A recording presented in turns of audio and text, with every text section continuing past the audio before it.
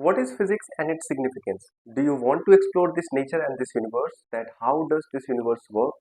And how does physics play a crucial role in order to explain various natural phenomena? And if yes, then stay throughout my lecture. Hello everyone, मैं हूं आपका आदित्य वर्मा और स्वागत है आपका मेरे YouTube channel AV classes. So class 11th की physics का जो first chapter that is the physical world. Physical world मतलब क्या है? आसपास के जो भी आप देख रहे हो नेचर फिजिकल वर्ल्ड ही है। सो आप कहोगे सर इसको क्यों पढ़ा रहे हैं, इसमें क्वेश्चन थोड़ी आते हैं। तो मैं पढ़ा इसलिए रहा हूँ ताकि एक बेसिक इंटरेस्ट डेवलप हो सके स्टूडेंट के अंदर। ठीक है। तो फिजिक्स की अगर बात करें तो फिजिक्स हम जैसा हमें पता है एक ब्रांच ऑफ साइंस है जिसमें हम इस नेचर में होने वाले सारे फिनोमिना को इवेंट्स को डिस्कस करते हैं, स्टडी करते हैं। फिजिक्स बेसिकली दो क्वेश्चन का आंसर देता है। One is why and second is how. कोई चीज कैसे और क्यों हो रही है। फॉर एग्जाम्पल अगर मैं इस मार्बल को छोड़ दूं, ये नीचे गिर रहा है, क्यों गिर रहा है? Because due to gravity. And क्यों कैसे गिर रहा है? In a straight path. अगर मैं कोई बॉल को किसी एंगल पे थ्रो करूं तो वो कैसा पाथ बनाता है? Some type of parabolic path. इसको हम प्रोजेक्टाइल मोशन कहते हैं, इसको स्टडी करते हैं फिजिक्स में।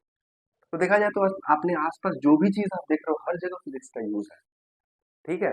तो फिजिक्स के अंदर हम देखते हैं कि कैसे एक पर्टिकुलर इवेंट या फिनोमेना को कैसे स्टडी किया जाता है, कैसे ऑब्जर्व किया जाता है, कैसे उससे समझा जाता है चीज को। तो देखो साइंटिफिक मेथड्स क्या होते हैं फिजिक्स में। जनरली क्या होता है, सपोज करो कोई इवेंट्स है लाइक प्लेनेट जो है सन के अराउंड रिवॉल्व कर रहा है। तो सबसे पहले हम चीज को ऑब्जर्व करते हैं, फिनोमेना को ऑब्जर्व करते हैं।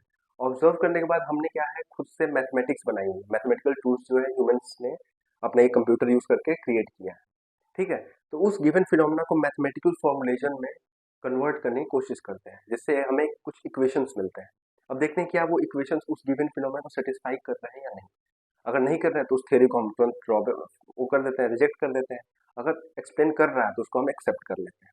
फिर क्या करते हैं, उस गिवन इक्वेशंस पे अलग अलग कंडीशंस इंपोज करते हैं जिससे हमें और अलग अलग डिफरेंट इक्वेशंस मिलते हैं।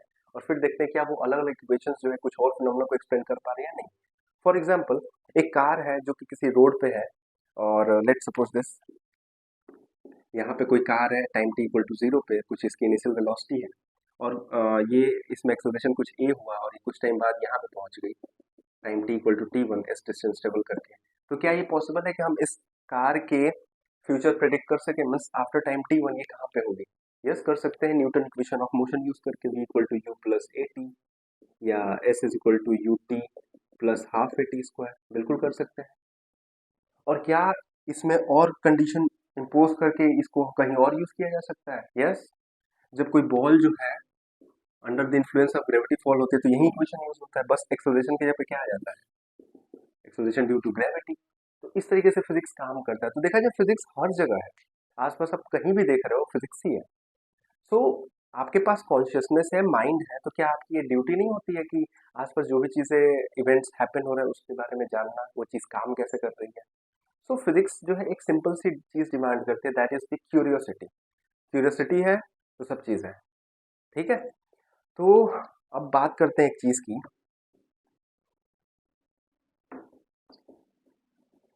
तो क्या कि जब अबाउट 13.8 बिलियन ईयर्स पहले जो है यूनिवर्स का फॉर्मेशन हुआ through big bang, scientific study यही कहती है। ठीक है। तो उससे कई सारे गैसेस मतलब फॉर्म हुए हाइड्रोजन हीलियम के, और वो स्प्रेड आउट थे। ठीक है। और धीरे धीरे टाइम के साथ क्या हुआ, एक दूसरे के साथ उनको नेबुलास कहा जाता था, और धीरे धीरे वो एक दूसरे के पास पास आते गए। क्यों आते गए? क्योंकि दोनों में अट्रैक्शन हुआ। अट्रैक्शन क्यों हुआ? क्योंकि एक ग्रेविटेशनल फोर्स क्रिएट हुआ वहां पे। तो उन दोनों क्लाउड्स को वो पास पास आते गए और फिर वहां से प्लेनेट स्टार बनते गए बनते गए। ठीक है। तो बेसिकली देखा जाए तो सबसे पहले इस यूनिवर्स का फॉर्मेशन हुआ जिसमें मैटर एनर्जी आई। ठीक है। उसके बाद से फोर्सेस का एग्जिस्टेंस हुआ। तो जो बेसिक चार फंडामेंटल फोर्स हैं जो इस नेचर में एग्जिस्ट करते हैं उसके बारे में स्टडी करते हैं। पहला, gravitational force. Gravitational force, gravitational force की बात करते हैं, एफ जी से डिनोट कर लो। ये बेसिकली एक लॉन्ग रेंज फोर्स है जो कि मैसिव ऑब्जेक्ट के बीच में लगता है, जैसे प्लैनेट्स हुआ, स्टार्स हुआ, ब्लैक होल्स हुए, हमारे बीच में भी लगेगा, लेकिन मास हमारा बहुत कम है जिसकी वजह से इसका इफेक्ट देखने को नहीं मिलता है। ठीक है। अब याद रखना, कोई भी फोर्स जो है किसी पार्टिकल के ट्रांसफर से एग्जिस्ट करता है। ठीक है। ग्रेविटेशनल फोर्स जो है दो बॉडीज के बीच में एग्जिस्ट करता है, किसके ट्रांसमिशन से? ग्रेविटॉन पार्टिकल होते हैं उनके ट्रांसमिशन से ये फोर्स एक्सपीरियंस किया जाता है। ठीक है, ये long range infinite range force होता है। सेकंड हमारा जो होता है वो होता है इलेक्ट्रोमैग्नेटिक फोर्स, इलेक्ट्रोमैग्नेटिक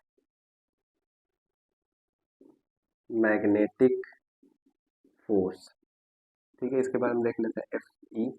ये बेसिकली चार्ज पार्टिकल के बीच में लगता है, और ये एक जो है, ये भी चार्ज पार्टिकल के बीच में लगता है। और अगर पार्टिकल के बीच का जो डिस्टेंस है 10⁻15 मीटर से थोड़ा सा ज़्यादा है, ज़्यादा मतलब दूर भी नहीं होना चाहिए, लेकिन 10⁻15 मीटर से मीन्स न्यूक्लियर साइज से ज़्यादा है दो चार्ज पार्टिकल के बीच में, तो इनके बीच में जो फोर्स लगता है वो उसको हम इलेक्ट्रोमैग्नेटिक फोर्स कहते हैं, और ये जो है फोटोन के फ्लो से होता है। ठीक है, तीसरा देखा जाए, weak nuclear force. Weak nuclear force, weak nuclear force जो है बेसिकली जब कोई भी नो अनस्टेबल न्यूक्लियाई जो है, जब नो रेडिएशन एमिट आउट करता है, जैसे बीटा डीके होता है, आगे पढ़ोगे तो बीटा डीके में क्या होता है कि उसमें इलेक्ट्रॉन और न्यूट्रिनो निकलते हैं, ये एलिमेंट्री पार्टिकल्स होते हैं, तो इनके बीच में जो फोर्स ऑफ अट्रैक्शन होता है वो वीक न्यूक्लियर फोर्स होता है, और ये बेसिकली वेक्टर बोसॉन के ट्रांसमिशन से होता है। And last one is strong nuclear force, strong nuclear force, F S. Strong nuclear force की बात करते हैं, ये जो है न्यूक्लियस के अंदर जो न्यूक्लियॉन्स होते हैं, मीन्स प्रोटॉन और न्यूट्रॉन, उनको बाउंड करके रखता है, ये बहुत स्ट्रॉन्ग फोर्स होता है। ये जो है 10⁻15 मीटर के रेंज में काम करता है, मीन्स न्यूक्लियर साइज की बात करें, और ये भी सेम। स्ट्रॉन्ग न्यूक्लियर फोर्स जो है basically proton proton neutron neutron, ये प्रोटॉन न्यूट्रॉन के बीच में एक्ट करता है, और ये बेसिकली एक पार्टिकल के फ्लो से होता है जिसको हम मेसॉन कहते हैं। ठीक है, तो ये सारे चार फोर्सेस थे। अब इनका रिलेटिव स्ट्रेंथ देख लेते हैं कि कौन कितना स्ट्रॉन्ग होता है। तो देखो, सबसे जो वीक होता है वो हमारा ग्रेविटेशनल फोर्स, उसके बाद जो है वीक न्यूक्लियर फोर्स, फिर इलेक्ट्रोमैग्नेटिक फोर्स, और फिर स्ट्रॉन्ग न्यूक्लियर फोर्स।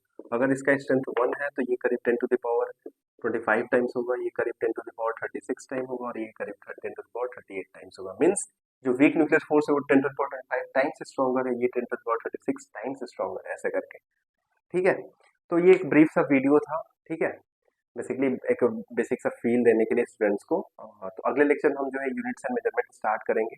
वीडियो पसंद आ रही है तो लाइक कमेंट सब्सक्राइब जरूर करें, थोड़ा सा प्यार दिखाओ यार, और कमेंट करें जरूर, कोई डाउट होगा। ठीक है, तो मिलते हैं अगले लेक्चर में, तब तक के लिए धन्यवाद।